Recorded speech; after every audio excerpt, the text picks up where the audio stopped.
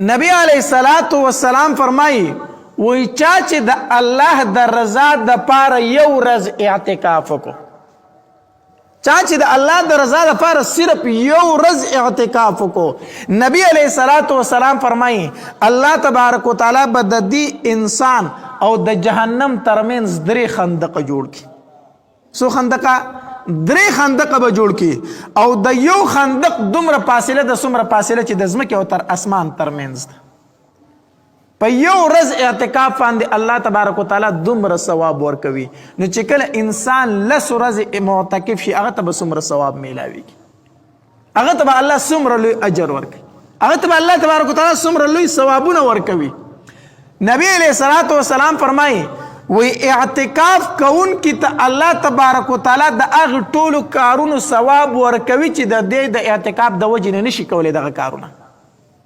یو سړی په جماعت کې کېناست په اعتکاف کې کنه ډېر کارونه دی نشي کولی، لکه د مریض عیادت ته دی نشي تللی، جنازې ته دی نشي تللی، تبلیغ کې نشي تللی، دغه شانتې بل د ثواب کار نشي کولی، جماعت نه خو نشي وتی کنه.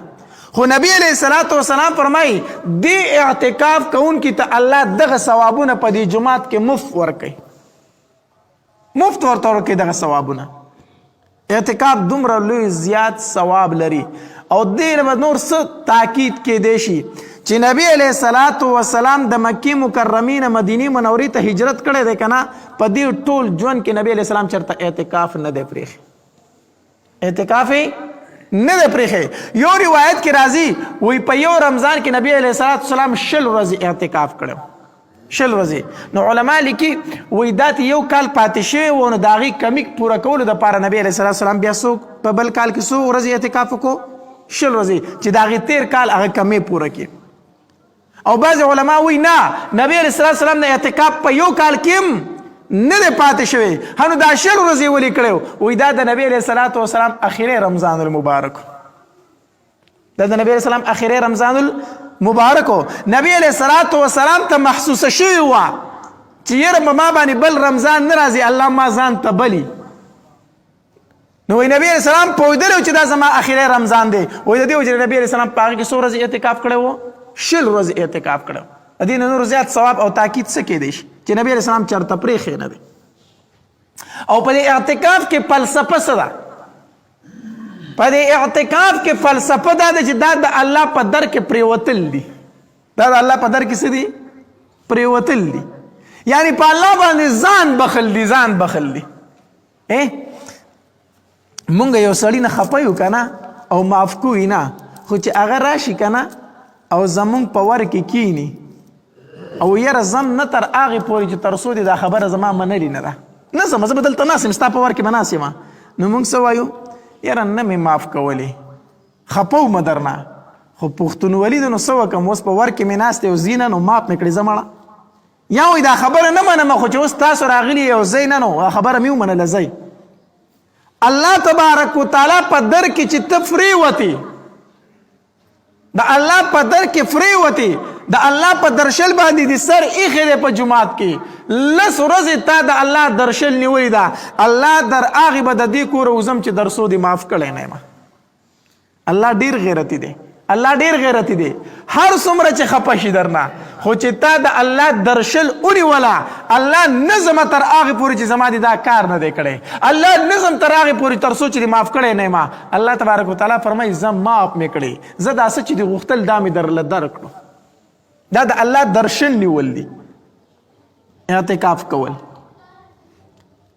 بیا دا اعتکاف چې دی دا په 3 قسمه دی. یو اعتکاف واجب دی، دویم اعتکاف سنت دی او دریم اعتکاف نفل دی. واجب اعتکاف خدا دی چې یو سړی وایي که الله تبارک وتعالی زما دا کار وکړو نو زه به دومره ورځې اعتکاف کوم، که زما منښته چې ورته ویلی شي نظر، یو سړي په ځان باندې منښته وکړه، نظر یې وکړو چې که الله زما دا کار وکړو زه به دومره ورځې اعتکاف کوم، نو د هغې پوره کول بیا څه دي؟ واجب دي. هم به اعتکاف کوي د شپې، هم به ورسره د ورځې روژه نیسي. دویم اعتکاف چې دا سنت دی، سنت اعتکاف دا هغه دی چې د رمضان المبارک په دې اخره عشره کې چې دی، د اخره عشره کې چې کوم اعتکاف دی دا کوم اعتکاف دی؟ دا سنت اعتکاف دی. او دریم قسم اعتکاف نفل اعتکاف دی. نو د نفل اعتکاف څه ټایم نه دی مقرر، دا ته د یو ورځ هم کولی شي، د 2 ورځو هم کولی شي، بلکې د لږ ساعت دپاره هم کولی شي. علماو لیکلي دي وایي چې مسجد ته راځي نو نیت د اعتکاف کوه، چې مانځله راځي نو نیت د څه کوه؟ د اعتکاف کوه. نو څومره ټایم چې ستا په جومات کې تېرېږي نو په دې به تا ته الله د اعتکاف ثواب هم درکوي. دا نفل اعتکاف دی. نفل اعتکاف کې دا خبره ده، یو سړی وایي زه په دې اخره عشره کې اعتکاف کوم خو زما ډیوټي ده، زما څه شی دی؟ ډیوټي ده، سرکاري نوکر یم، نو ډیوټي رانه غوښته شي نو زه خو به د جومات ته خامخا وځم، نو چې وځم نو زه خو اعتکاف نشم کولی. دیم اعتکاف کولی شي، نفل اعتکاف وکړي. کوم اعتکاف دی وکړي؟ نفل اعتکاف. نو نفل اعتکاف کې چې دی کله جومات ته راځي د اعتکاف نیت یې کوي چې وځي نو وتی شي، بیا دا نفل اعتکاف دی. ها سنت اعتکاف کې بیا د مسجد نه بار ته نشي وته. نو نفل اعتکاف کوه، ځان له پکې دکان تم ځه، ځان له پکې نوکرۍ لم ځه، او د شپې راځه دلته د الله په کور کې د اعتکاف نیت کوه، خپل عبادت کوه. نو دا په 3 قسمه اعتکاف دی.